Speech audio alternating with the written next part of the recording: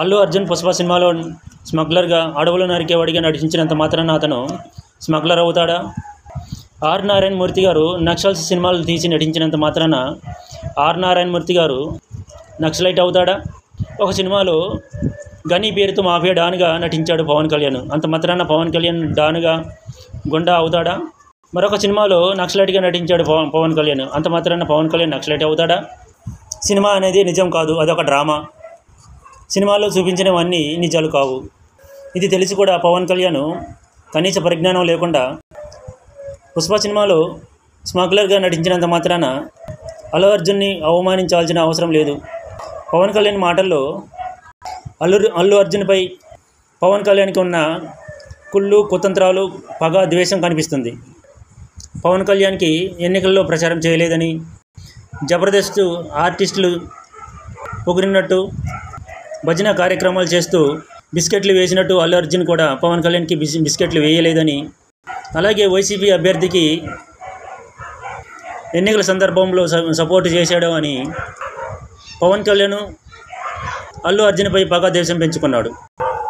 Cinema రంగంలో ఉన్న ప్రతి ఒక్కరూ మెగా ఫ్యామిలీకి భజన కార్యక్రమాలు చేయాలి అని, పొగుడుతూ బిస్కెట్లు వేయాలి అనే తపన పవన్ కళ్యాణ్లో కనిపిస్తుంది.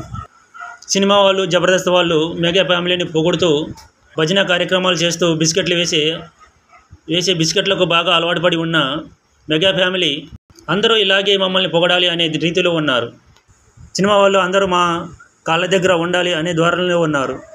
మెగా ఫ్యామిలీకి ఎవరైనా వ్యతిరేకంగా ఉన్నా, వారిని పొగడకపోయినా వారికి సినిమా అవకాశాలు తగ్గిపోతాయి అనే భయం సినిమాలో ఉన్న ప్రతి ఒక్కరికి ఉంది. గతంలో హీరో సింహన్ దగ్గర నుంచి ఉదయ్ కిరణ్ వరకు అదే జరిగింది. వారి కెరీర్లు నాశనం అయ్యాయి. ఇప్పుడు అల్లు అర్జున్పై పడింది మెగా ఫ్యామిలీ. అందరిలా మెగా ఫ్యామిలీని అల్లు ఫ్యామిలీ కూడా పొగడాలి అనే ధోరణిలో ఉన్నారు. వారికి మెగా ఫ్యామిలీకి సపోర్ట్ చేస్తే మంచివాళ్ళు, కాకపోతే చెడ్డవాళ్ళు అనే రీతిలో మెగా ఫ్యామిలీ ఉంది. అల్లు ఫ్యామిలీ అందరిలా, సినిమా వాళ్ళ అందరిలా మెగా ఫ్యామిలీ కాళ్ళు పిసికే రకం కాదు. సినిమా అవకాశాలు రావు అనే భయమూ లేదు. అలాగని సినిమా అవకాశాలు రాకపోతే దివాలా చేస్తారు అనే భయము వారిలో లేదు. అలాంటప్పుడు మెగా ఫ్యామిలీకి ఎందుకు బానిసత్వం చేయాలి? వాళ్ళ కాళ్ళు ఎందుకు పిసకాలి? మెగా ఫ్యామిలీ కింద ఎందుకు అల్లు ఫ్యామిలీ ఉండాలి? ఎన్నికల్లో సపోర్ట్ చేయనంత మాత్రాన, ఎన్నికల్లో ప్రచారం చేయనంత మాత్రాన అల్లు ఫ్యామిలీపై పగ, ద్వేషాలు పెంచుకుంటున్నారు మెగా ఫ్యామిలీ. మెగా ఫ్యామిలీలో ఎవరికైనా పుట్టినరోజు జరిగినా, లేకపోతే పెళ్లి రోజు జరిగినా వాళ్ళకి శుభాకాంక్షలు చెప్పలేదని, ఇంకేదో కార్యక్రమం జరిగిందని వాటికి శుభాకాంక్షలు చెప్పలేదని, ఇలా ప్రతి ఒక్కదానికి అల్లు ఫ్యామిలీపై పగ పెంచుకుంటున్నారు మెగా ఫ్యామిలీ. 2019 ఎన్నికల్లో పవన్ కళ్యాణ్ పోటీ చేసిన 2 చోట్ల ఓడిపోయాడు. జనసేన పార్టీ తరఫున పోటీ చేసిన ప్రతి ఒక్కడు ఓడిపోయాడు. 2023 తెలంగాణ ఎన్నికల్లో పోటీ చేసిన ప్రతి చోట డిపాజిట్లు రాకుండా పోయాయి జనసేన పార్టీ నాయకులకు. ఆంధ్రాకు వచ్చేసరికి పోటీ చేసిన 21 చోట్ల గెలిచాడు. ఇది ఎలా సాధ్యమైంది? ఒంటరిగా పోటీ చేస్తే డిపాజిట్లు కూడా రావు అనే ఉద్దేశంతో బీజేపీతో పొత్తు పెట్టుకున్నారు, టీడీపీతో పొత్తు పెట్టుకున్నారు. బీజేపీతో పొత్తు పెట్టుకోవడం వలన ఈసీని మేనేజ్ చేయగలిగారు, పోలింగ్ సిబ్బందిని మేనేజ్ చేయగలిగారు, రిగ్గింగ్కు పాల్పడ్డారు. ఈసీ సహకరించింది, పోలింగ్ సిబ్బంది సహకరించింది, అలాగే ఈవీఎంలు కూడా సహకరించాయి. అయినా నిజాయితీగా గెలిచినట్టు బిల్డప్ ఇస్తున్నారు. ఒంటరిగా పోటీ చేస్తే తన దమ్మేంటో తెలంగాణలో కనపడింది.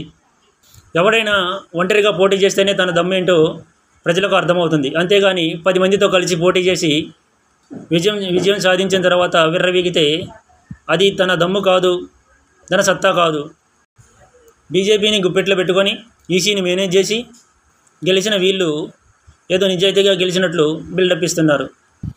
ఇప్పటికిప్పుడు 21 మంది జనసేన ఎమ్మెల్యేలు అందరూ రాజీనామా చేసి ఒంటరిగా పోటీ చేస్తే ఒక్కడికి డిపాజిట్లు రావు. ఈ మాత్రం దానికి ఇంత మిడిసిపాటు అవసరమా? పగ, ద్వేషాలు అవసరమా? అధికారం ఎప్పటికీ ఎవరికీ శాశ్వతం కాదు.